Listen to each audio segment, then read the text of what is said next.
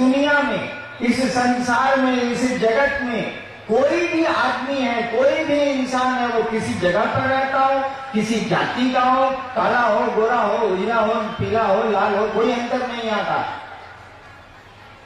इस जगत का उस आदमी को होना चाहिए, आदमी होना चाहिए, उसको ये अधिकार है, उसको ये हक है कि उस शिव को वो अपना गुरु बना सकता है, क्योंकि वह शिव जगत का गुरु है। शिव ईश्वर का नाम, आप जानते हो या नहीं जानते हो, शिव ईश्वर का नाम है। शिव को महेश्वर कहा गया है, ईश्वर को शिव कहा गया है। यही भारतवर्ष का आध्यात्म है। भारतवर्ष की आध्यात्मिक धारा में शिव की परिकल्पना, ईश्वर की परिकल्पना है। ईश्वर उनको कहा गया है, और जब ईश्वर है वो, परमात्मा है वो, खुदा है वो, तब तो गुरु उनको होना ही होना होगा, क्योंकि ईश्वर अगर गुरु नहीं है तो संसार में कोई गुरु नहीं है। ईश्वर अगर पिता नहीं है तो संसार में कोई पिता नहीं है। ईश्वर में अगर माँ का गुरु नहीं है तो संसार में कोई माँ हो ही नहीं सकती, क्योंकि यह पूरी की पूरी कायनात, पूरी की पूरी सृष्टि उसी शिव की इच्छा से बनी। धरती पर भी बहुत सारे सामान हम लोगों की इच्छा से बने। हम लोग इच्छा को मजबूत करते हैं और मकान बना लेते हैं, बहुत कुछ बना लिया हम लोगों ने। ठीक उसी तरह से हम आप भी किसी की इच्छा से बने। जैसे चीजें हमारी आपकी इच्छा से बनती हैं, हमारे आपके संकल्प से बनती हैं, उसी तरह से हम आप भी किसी की इच्छा से, किसी की सोच से बने। और रिश्ता न रुद्राक्ष बनाएगा, न कपड़े बनाएंगे, न पैसा बनाएगा, न बोली बनाएगी। कोई भी रिश्ता मन बनाता है हमारा आपका, पैसे नहीं बनाते, ये रुद्राक्ष नहीं बनाता, ये कपड़े नहीं बनाते। संबंध हो सकता है ये सहयोग दे, मदद करें, संबंध नहीं बनाते। बोली भी संबंध नहीं बनाती। बोली हम लोग बहुत बढ़िया बढ़िया बोलते हैं, लेकिन कोई संबंध नहीं होता। कई बार आप दूसरों को प्रणाम करिएगा। एक बार मैं गांव गया, सिवान मेरा घर है, बिहार जिले में, बिहार राज्य में। एक आदमी को मैंने कहा, काका गोड़ लागत नहीं। मेरा साथी था, वो आदमी चला गया, तो मेरा साथी पूछा कि बॉस ये कौन आदमी था। उस समय मैं पटना में मजिस्ट्रेट था। ये कौन आदमी था? तो हमने कहा ये सारा कुकुर है।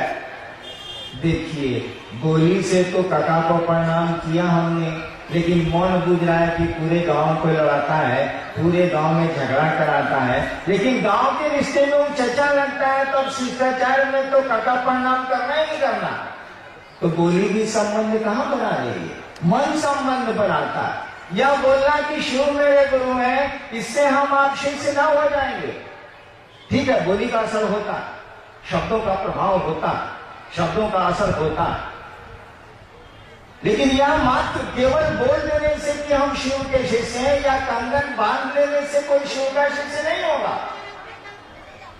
जब तक आपका मन उस महादेव को अपना गुरु नहीं बनाएगा, अपना गुरु नहीं समझेगा, तब तक महादेव हमारे आपके गुरु नहीं होंगे। और जब अपना गुरु समझ लेगा, हम लोगों ने कहा ना कि शिव को अपना गुरु बनाए आप, गुरु तो है ही वो, अपना गुरु बनाए आप, अपना शिक्षक बनाए किसी को, अपना चिकित्सक बनाए किसी को, तब लाभ होगा ना। हम लोगों ने कहा कि उस शिव को अपना गुरु बनाइए। अपना का अर्थ समझते हैं, खूब समझते हैं। जब अपना समझ लीजिएगा ना, तो किसी को कुछ कहने की जरूरत नहीं है, आपको सब समझ में बात आ जाएगी।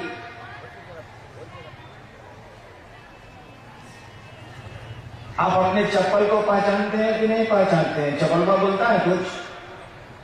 कितना लोग यहाँ बैठा हुआ है जो होशियार होगा, चप्पले पर बैठा होगा। हम लोग लड़का थे, अपन भाषण सुनने जाते थे गांधी मैदान पटना में, तो अपना चप्पल के नीचे रख के बैठ जाते थे, सारे अब चुरावो तो कहां से चुराएगा। लेकिन कुछ लोग होंगे जो बड़ा भक्ति भाव से आए होंगे कि महादेव की चर्चा है, चप्पल को उधरे खोल के आ गया। वो जब जाएगा उठ के वो आदमी, भीड़ जब निकलेगी तो अपना चप्पल पहचान लेगा। दूसरा हवाई चप्पल रहेगा, उसमें भी अपना चप्पल पहचान लेगा। ये हमारा चलो इसे वो टुकड़ा कहाँ गया? वो हमारे माँ देखो खोज लेगा, वो काहे खोज लिया? इसीलिए कि वो समझता है कि मेरी चप्पल है ये। पैसा बोलता है कि पॉकेट में कितना है, लेकिन हमको आपको पता रहता है कि पॉकेट में कितना पैसा है। कुर्ता बोलता है कि आपका कुर्ता है हम, पैंट बोलता है, शर्ट बोलता है कि आपका है हम, लेकिन भाई साहब हम ही हैं, उठा लीजिए, नहीं बोलता है। आप उसको अपना समझते हैं इसीलिए ढूंढ लेते हैं, अपना समझ लेते हैं इसीलिए पूरी की पूरी पहचान उसकी आपके दिमाग में बनी हुई है। उस शिव को भी जब अपना समझ लीजिएगा ना, तो किसी को कुछ कहने की जरूरत नहीं है, शिव को बढ़िया से पहचान लीजिएगा। लेकिन उस शिव को अपना समझिएगा कैसे? हमारा आपका मन तो धरती को अपना समझता है, अपनी चीजों को अपना समझता है, अपनों को अपना समझता है। वो शिव को अपना कैसे समझेगा? वो तो शिव के पास हम लोग अपने लिए जाते हैं, अपनों के लिए जाते हैं। महादेव के पास गए, प्रणाम किया, जल ढारा। बंगाल में तो उसकी भी जरूरत नहीं है, गाल बजाने का काम हो गया। अब महादेव से कहा कि सरकार ये दिक्कत है, ये दिक्कत है, ये दिक्कत है, ये दिक्कत है, थोड़ी आप कृपा कर दीजिए, थोड़ी ध्यान कर दीजिए। देखिए महादेव के लिए महादेव के पास हम लोग कहाँ जाते हैं? हम लोग तो जगत के लिए शिव के पास जाते हैं। और यही कारण है कि आप जब नमः शिवाय करते हैं, पूजा करते हैं नमः शिवाय, तो शिव को प्रणाम होता नहीं है। वो तो शिव को इसलिए प्रणाम हम लोग करते हैं कि दुनिया चाहिए। ऐसा हम लोग की कोई गलती नहीं है, हम लोग का कोई दोष नहीं है। रावण भी गया था त्रिलोक की शक्ति मांगने, अर्जुन भी गए थे पशुपतास्त्र मांगने, बृहस्पति भी गए थे वाचस्पति की उपाधि मांगने, शुक्राचार्य भी गए थे संजीवनी विद्या लेने, भगवान विष्णु भी गए थे चक्र सुदर्शन लेने। जब वही लोग गए थे तो हम लोग जाते हैं तो कौन खराब बात है भाई? हमें जेबे करेंगे, हम लोग जरूरत है तो। लेकिन सामान से काम नहीं चलता है, शक्ति से काम नहीं चलता है। उसके लिए ज्ञान भी चाहिए, उसके लिए समझ भी चाहिए। मेरे सामने माइक्रोफोन लगा हुआ है ना, आप तक आवाज मेरी जा रही है ना? अभी एम्पलीफायर वाले मिस्त्री चले जाए उधर, कोई गड़बड़ी हो जाए, अगर हमको आपको इसका ज्ञान नहीं है कि चालू कैसे होता है, तो समूचा प्रोग्राम भंडोल हो जाएगा। सुनिए नहीं सकता कोई, इतना आदमी कैसे सुनेगा बिना माइक्रोफोन के, बिना एम्पलीफायर के? देखिए शक्ति इसमें है, लेकिन शक्ति को संचालित करने वाला उसके पास ज्ञान है, बैठा हुआ है एम्पलीफायर के पास। शक्ति इसमें है, लेकिन शक्ति ये संचालित कैसे होगी, चलेगी कैसे, ये काम कैसे करेगी, इसकी समझ रखने वाला जो है ना, वो एम्पलीफायर के पास बैठा हुआ है, उसको ज्ञान है। हमारे पास ज्ञान नहीं है, हम इसका उपयोग नहीं कर सकेंगे।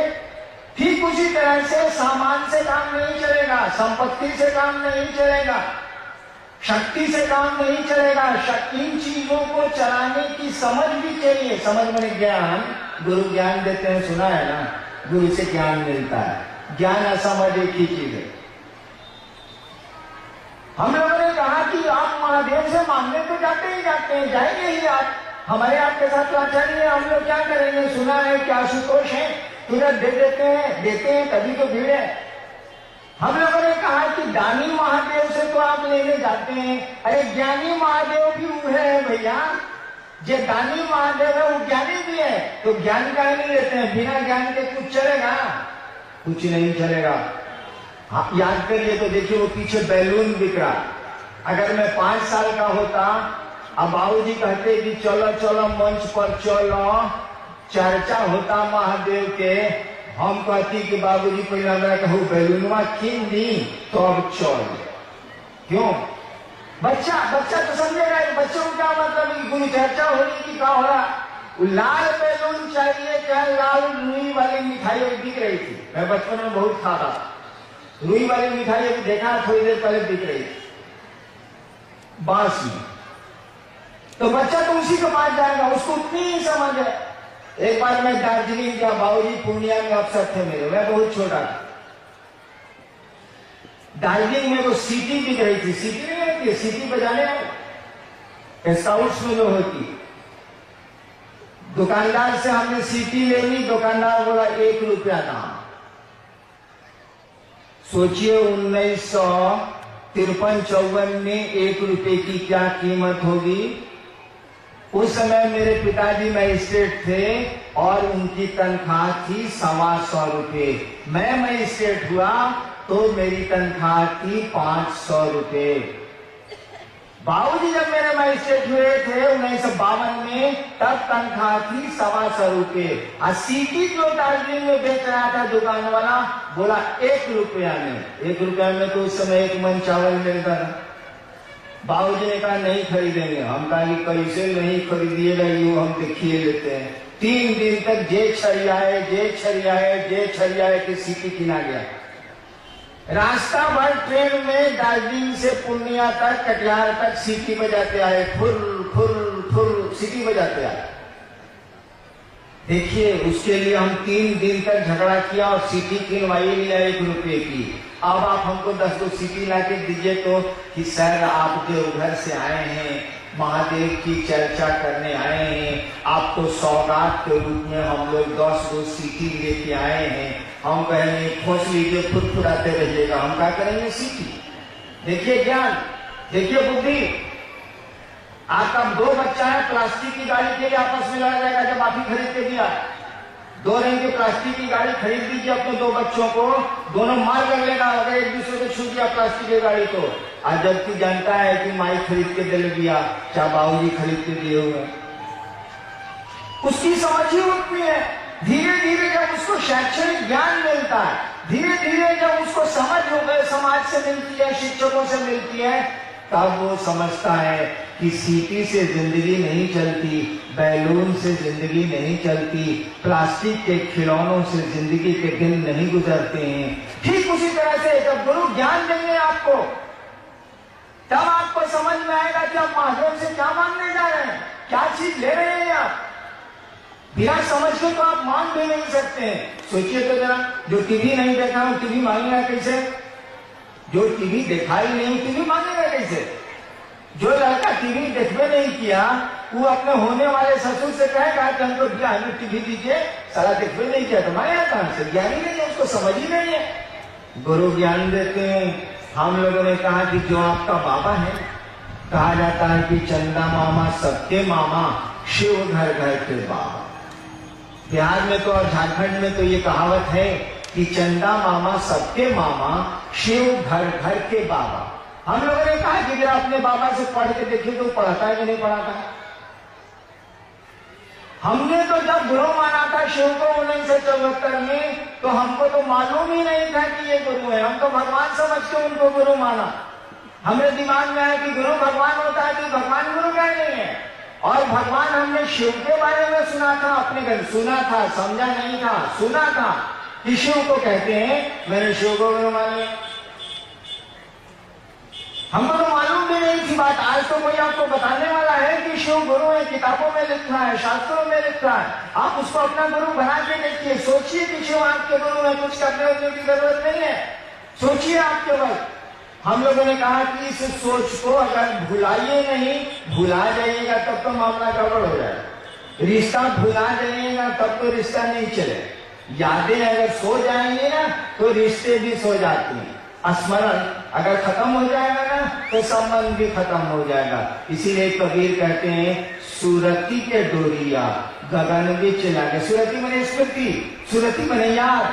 यह याद के शिव मेरे गुरु हैं। अगर आपके मन में कायम रह गई, ठहर गई, शिव आपके गुरु हो जाए और नतीजा आपको मिलने लगेगा। अभी मेरी तरह छिछियाए चलिएगा, लोगों को कहते चलिएगा कि ये महादेव के गुरु माने ना, महादेव का क्या कल्याण होगा, हमारा तुम्हारा कल्याण हो जाएगा। यार अकल तो आ जाएगी, समझ तो आ जाएगी। शिव गुरु है तो दया करेंगे ना। तुम शिष्य बनो। कुछ जिज्ञासा भी आई है तो हम लोग करते हैं उसको। आइए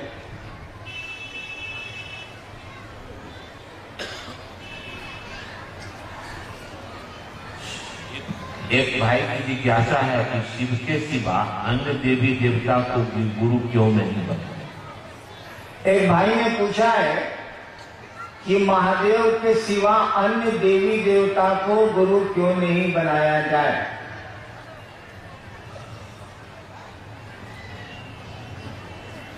आप अन्य देवी देवता का जो कृत्य है, जो चरित्र आया है किताबों में या कहानियों में, उसको पढ़ के देखिए। वो लोग गुरु का काम करेगा तब ना उसके यहाँ आप पढ़ने जाइएगा, नहीं करेगा तो कैसे पढ़ने जाइएगा। अस्पताल में बच्चे को पढ़ने के लिए भेजिएगा।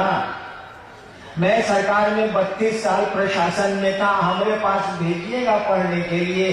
हम तो कहेंगे भैया हम मजिस्ट्रेट हैं या फिर सरकार में ज्वाइंट सेक्रेटरी हैं, डिप्टी सेक्रेटरी हैं, हम पढ़ाएंगे नहीं ना, हम तो प्रशासन के लोग हैं, नौकरी करते हैं, शिक्षक थोड़े ही हैं। अब तो हम बोलेंगे नहीं, लेकिन बहुत गौर से देखिए, अन्य देवताओं का कृत्य देखिए, उन्होंने जो जिस प्रयोजन से उन्होंने अपने को सृष्टि किया है उसको देखिए। उससे आपको लगेगा ये लोग तो ज्ञान देते ही नहीं है। हरहु सज्जन पीड़ा, या फिर विनाशाय च दुष्कृताम, परित्राणाम साधूनाम विनाशाय च दुष्कृताम, हम अच्छों को बचाएंगे, बुरों को, बुरे को, जो गलत है उनको मारेंगे। तो ये लोग तो ज्ञान देते नहीं ना, तो कैसे इनको आप गुरु बनाएंगे। आप अस्पताल बच्चे को नहीं भेज सकते ना, पीडब्ल्यूडी के ऑफिस में बच्चों को पढ़ने के लिए नहीं भेज सकते, नगर पालिका के कार्यालय में आप बच्चों को पढ़ने के लिए नहीं भेज सकते हो। वहां तो तरह तरह के कार्य होते हैं। पढ़ाने का काम तो मात्र विद्यालय में होता है, शिक्षक करते हैं। इसीलिए पूरे शास्त्र भारतवर्ष के, पूरी किताबें भारतवर्ष की कहती हैं कि शिव गुरु हैं, जगत गुरु हैं, आदि गुरु हैं, और वो गुरु का काम करते हैं।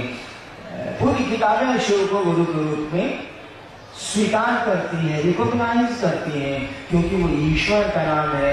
ईश्वर को तो गुरु होना ही होना होगा। आपके शिव पुराण में लिखा है कि भगवान विष्णु और ब्रह्मा जी को शिव कह रहे हैं। शिव पुराण में पढ़ा नहीं हूं, एक बार मैंने उल्टा था, उसमें लिखा है कि शिव कह रहे हैं ब्रह्मा जी से कि हे ब्रह्मा जी आप सृष्टि की उत्पत्ति का कार्य करिए, हे विष्णु जी आप सृष्टि के पालन का कार्य करिए, मैं तो सृष्टि को ज्ञान देने का कार्य करूंगा। शिवपुराण में भी ये पंक्ति आई है, बहुत पुराणों में आई है, बहुत किताब में आई है। तो जो काम करेगा उसके पास तो उस काम के लिए भेजिएगा। हमारे पास मोटरसाइकिल खराब हो गई तो बनाने के लिए नहीं भेजिएगा, उसको तो गैरेज में नहीं भेजिएगा। ठीक उसी तरह से जो देवता गुरु का कार्य करते हैं, भगवती गुरु का कार्य नहीं करती, उनको गुरु कैसे बनाएंगे आप। हाँ, उनको उनके पास चले जाइए अगर भक्त रूप में, और ज्ञान चाहिए तो आपको बढ़िया स्कूल में भेज देंगी, वह अच्छे गुरु के पास आपको भेज जरूर देंगी, लेकिन खुद इस काम को वो नहीं करती हैं। जो करेंगे उन्हीं के पास ना बच्चों को पढ़ने के लिए भेजिएगा या खुद पढ़िएगा। एक भाई की जिज्ञासा है कि नमः शिवाय जाप करते समय ओम क्यों नहीं लगाया जाता। इसीलिए ओम उसमें लगा हुआ नहीं है, इसीलिए नहीं लगाया जाता। वैसे ओम लगा के भी जप करिए, कोई खास बात नहीं है। ओम हटा के भी जप करिए, कोई खास बात नहीं है। जब तक गुरु की दया नहीं होगी, गुरु से आपका जुड़ाव नहीं होगा, तब तक परिणाम अच्छे, बहुत अच्छे नहीं आएंगे। क्योंकि मंत्रों का, शब्दों का जो चैतन्य होता है ना, उसमें जो ऊर्जा होती है ना, वह गुरु प्रदत्त है, गुरु से आती है। बिना गुरु के ओम नमः शिवाय भी आप कर सकते हैं, नमः शिवाय भी आप कर सकते हैं। लेकिन जो भारत के विद्वान हैं, जो भारत की अच्छी किताबें हैं, या मैं व्याख्या भी कर सकता हूँ, नमः शिवाय मंत्र है, ओम बहुत बाद में सम्मान के लिए लगा हुआ है। वैसे जपने के लिए आप स्वतंत्र हैं, जो जपिए, बिना गुरु से जुड़े मंत्रों का बहुत प्रभाव नहीं होता। एक भाई की जिज्ञासा है कि शिव शरीर में नहीं है तो ज्ञान कैसे मिलेगा। एक भाई ने पूछा है कि शिव शरीर में नहीं है तो ज्ञान कैसे मिलेगा। जब हम महादेव को 74 में गुरु माना था ना, आरा के गांधी, आरा एक जगह है बिहार में, वहां एक श्मशान है शहर के बगल में कांगी। मैं 74 में वहां साधना किया करता था, वहीं मैंने शिव को गुरु माना था। तो मेरे मन में भी ये सवाल था कि शरीर में नहीं हमको बताएगा कैसे भाई।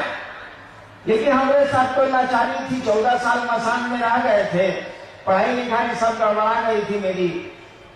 लाचारी में मैंने शिव को गुरु मान लिया कि अब कितना बहु आएंगे, छोड़ो अब गुरु भगवान होता है तो भगवान को ही गुरु मान लेते हैं। शिव को मैंने भगवान समझ के गुरु मान लिया। लेकिन मेरे दिमाग में भी ये बात थी कि शरीर में नहीं होते, बोलेंगे कैसे, समझाएंगे कैसे ये। बाद में समझ में आई बात कि समझाने के लिए बोलने की कोई जरूरत नहीं है। हम लोग इतने सियाने हो गए हैं, बच्चे थे ना, कोई तो हम लोग का सामने नहीं रहा जो हाथ पांव बढ़ा करके खींच खींच के बड़ा करे, स्वतः बड़े हो गए। हम लोग एक सप्ताह में नाखून काटते हैं, नाखून बढ़ाता कौन है, कोई खींचता होता है इसको कहा जो बढ़ जाता है। बाल बनवाते हैं कि बाल सारा बढ़ कैसे जाता है जो आप बनवाते हैं। अदृश्य चीजें आप पर प्रभाव डाल रही हैं। कहाँ से आए हैं आप, कहाँ को जाएंगे आप, किसी कोई प्रत्यक्ष माध्यम आपको नहीं दिखता है।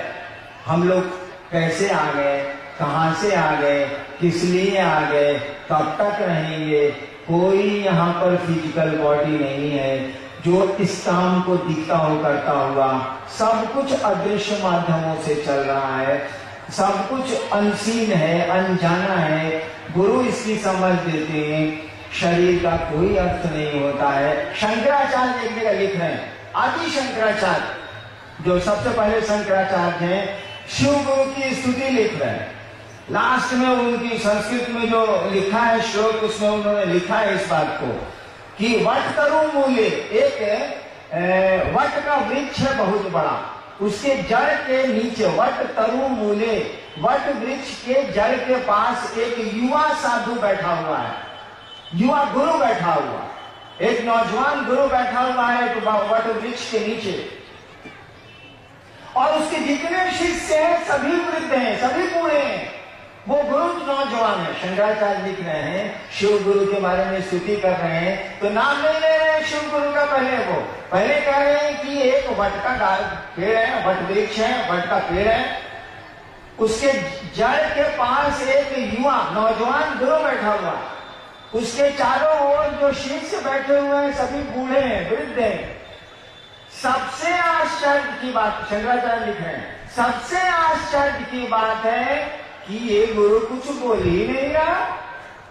शंकराचार्य लिख रहे हैं कि वट वृक्ष के नीचे ये जो युवा पुरुष है, गुरु बैठा हुआ है, उसके जितने शिष्य हैं सभी वृद्ध हैं, और सबसे आश्चर्य की बात है कि ये गुरु कुछ बोल ही नहीं रहा। तब भी क्या हो रहा है, शिष्यों के संशय, शिष्यों का की जो शंकाएं हैं, संशय है, वो मिट रही हैं, खत्म हो रही हैं। और उन्हीं की इस लाइन को भारतवर्ष ने पकड़ लिया। लिखा शंकराचार्य ने, गुरुस्तु मौनम व्याख्यानम छिन्नते शिष्य संशया। शंकराचार्य ने लिखा, गुरुस्तु मौनम व्याख्यानम, गुरु कुछ बोलते नहीं है, गुरुस्तु मौनम व्याख्यानम, ऐसी बोली जिसमें आवाज नहीं है। गुरुस्तु मौनम व्याख्यानम छिन्नते शिष्य संशया, शिष्यों के संशय, शिष्यों की शंकाएं पल प्रतिपल खत्म हो रही हैं। तब शंकराचार्य कहते हैं, ऐसे शिव गुरु को प्रणाम है, ऐसे दक्षिणामूर्ति शिव को प्रणाम है। मैंने बताया है कि वट वृक्ष के नीचे युवा गुरु है, उसके सारे शिष्य बूढ़े हैं, और सबसे आश्चर्य की बात है कि गुरु कुछ बोलता ही नहीं है। तब भी शिष्यों के संशय पल प्रतिपल छिन्न हो रहे हैं, खत्म हो रहे हैं। और यही लाइन भारतवर्ष की गुरु परंपरा में चली, गुरुस्तु मौनम व्याख्यानम छिन्नते शिष्य संशया। गुरु को बोलने की कोई जरूरत नहीं है, उनका तो मौन व्याख्यान, ऐसा व्याख्यान जिसमें आवाज नहीं होती है, शिष्य के संशय को दूर करता है। मेरे मन में भी ये शंका थी, लेकिन 8 वर्षों तक इसी शंका के चलते मैंने किसी को नहीं कहा कि मैंने शिव को गुरु माना है, आप भी मानिए, चुप रह गया मैं। 8 वर्षों के बाद मुझको लगा करे तो गुरु है, सब कुछ समझा देता है ये। मुझको नमः शिवाय भी वायु मालिक से मिला, चमत्कार सीखने गया था, वो भी मैंने सीख लिया, कोई बताने वाला नहीं, तब भी चमत्कार होने लगे। इसीलिए ऐसा नहीं है कि जो दिखता है वही आपको ज्ञान दे सकता है, जो नहीं दिखता। गुरु तो एक भाव है, पिता एक भाव है, जो दिखता है वही ज्ञान दे सकता है जो नहीं दिखता है। उसने भी दिखने वाले को किसी न किसी दिन ज्ञान दिया है। आदमी जब गुरु हो गया है, पहली बात सोचिए तो कोई आदमी गुरु हुआ होगा तो कहाँ से सीखा होगा? ईश्वर ने ही उसको सिखाया होगा। और इसीलिए वेदों के बारे में कहा जाता है ये ईश्वर की वाणी है। वेदों के बारे में कहा जाता है ना, ये ईश्वर की वाणी है। पहला आदमी जो धरती पर आया होगा और उसको जो ज्ञान आया होगा, कहाँ से ससुरा पढ़ा होगा, कहाँ से किताबें मिली होंगी उसको? वो पहला आदमी का उसको सिखाया कौन होगा? अरे ईश्वर ही सबको सिखलाता है, परमात्मा ही सबको सिखलाता है। वही हमको आपको इस धरती पर ले आया है और उसी की इच्छा से हम आप धीरे धीरे इस धरती से जाते भी हैं, वापस भी हो जाते हैं। हमारा आपका यहाँ घर थोड़ी ही है, हम लोग तो घूमने आए हैं, यात्रा पर आए हैं। आज है कल नहीं रहेंगे, कल है परसों नहीं रहेंगे। हमारी आपकी यात्रा का कौन ठिकाना? एक भाई की जिज्ञासा है कि शिव शिष्यों पर खान पान आदि की परियोजनाएं क्यों नहीं लगाई जाती है, जबकि अन्य पंथों में ऐसा होता है। एक भाई ने पूछा है कि शिव शिष्यों पर खान पान की वर्जना क्यों नहीं लगाई जाती है? माने होगा कि मत खाइए, मत खाइए, ये खाइए, मत करिए, ये करिए। देखिए भाई, गुरु शिष्य की परंपरा में कानून गुरु का चलेगा, चेला वाला का नहीं चलता। किसी को गुरु बनाइएगा तो नियम कानून उसका चलेगा कि हमारा आपका चले, नहीं चले। हम लोगों ने शिव को गुरु बनाया तो कानून उनका चलेगा, हमारा आपका थोड़े चले। उस जगत के गुरु हैं, जगत में भिन्न भिन्न प्रवृत्ति और प्रकृति के लोग हैं कि नहीं है? एक आदमी के अंगूठे का निशान संसार में आज तक दूसरा नहीं मिला। किसी के अंगूठे का निशान संसार में एक नहीं है। तो भिन्न भिन्न प्रवृत्तियां हैं, कोई कुछ चाहता है, कोई कुछ खाता है, कोई कुछ करता है, कोई कुछ सोचता है। भिन्न भिन्न प्रवृत्तियां हैं और भिन्न भिन्न प्रकृतियां भी हैं, स्वभाव भी भिन्न भिन्न है। चाहते भी भिन्न भिन्न लोग हैं, सोचते भी भिन्न भिन्न तरह के लोग हैं और स्वभाव भी भिन्न भिन्न है। अंगूठे का निशान एक नहीं हुआ तो बाकी चीजें अब क्या एक होंगी? वो जगत का गुरु है और ये संसार उसी शिव का है। भले हमारा आपका महादेव नहीं हो, शिव के तो हम सभी हैं, हमारा आपका महादेव हो या नहीं हो। हमारी तो बीवी है, हमारे बच्चे हैं, हमारा परिवार है, हमारा पैसा है, हमारा घर है। महादेव को तो इसी के लिए खोजे जाते हैं। महादेव के तो सभी हैं, उस शिव के तो सभी हैं, उस खुदा की खुदाई तो पूरी की पूरी है, वही है सब कुछ, तो उसके तो सभी हैं। वही जगत का गुरु है, वही गुरु भी है, वही जगत का पिता भी है, वही जगत की माँ भी है, सब कुछ वही है। तो जब वो जगत का गुरु है तो कैसे आप नियम बनाएंगे कि ये नहीं करो, इस काम को करो? आप तो बना नहीं सकते हैं, बनाएगा तो वो है असमुद्र। और मैं आपको बताता हूं, सहरसा में एक बार बाढ़ आई, बिहार का एक जिला है सहरसा, बाढ़ आ गई। मैं उस समय मधेपुरा में मैं स्टेट था, तो सरकार की सामग्री और सरकार की राहत पहुंचने में थोड़ा वक्त तो लगता ही है, इंतजाम करना पड़ेगा तब जाके होता है। इस बीच में लोग क्या करते हैं आपको पता है? रेलवे लाइन पर लोग चले जाते हैं परिवार को लेके, ऊंची जगहों पे चले जाते हैं परिवार को लेके, चारों ओर पानी है और कुछ नहीं है। वहीं की मछलियों को वो तलते हैं, अपने बच्चों को पालते हैं, अपने को जिंदा रखते हैं। क्या करेंगे, खाएंगे क्या? वो वहां तो केवल पानी ही पानी है।